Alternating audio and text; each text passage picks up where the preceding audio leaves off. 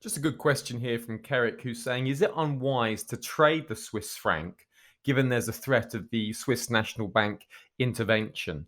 Now, if you just recall 2015 when the Swiss National Bank gave up defending the peg, also if you noticed a number of times when they did intervene in the market and impacted the market, it tends to be large volatile moves. So one thing to be aware of is that if you are trading the Swiss franc, there is always the risk of the Swiss National Bank intervention. Now, if you are not using high levels of leverage, then that shouldn't be anything to worry about. Yes, you may get your stop hit.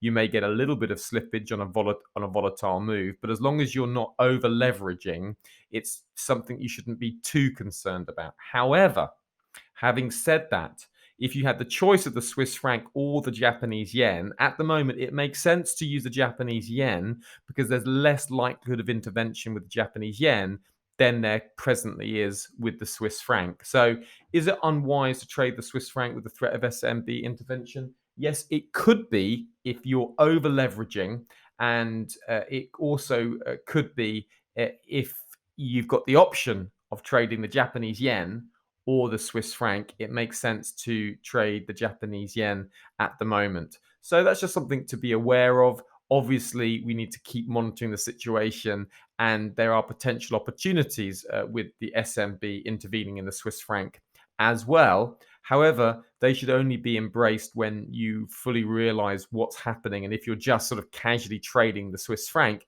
you need to be aware that there is a risk of intervention, however small it currently is at the present. It serves you well to get it into your mind now that Swiss franc does have intervention from a potential from the SNB, and obviously we have had some very large moves in the Euro Swiss franc, and that did affect the Swiss franc pairs. So just to be aware of that, anyone trading the Swiss franc.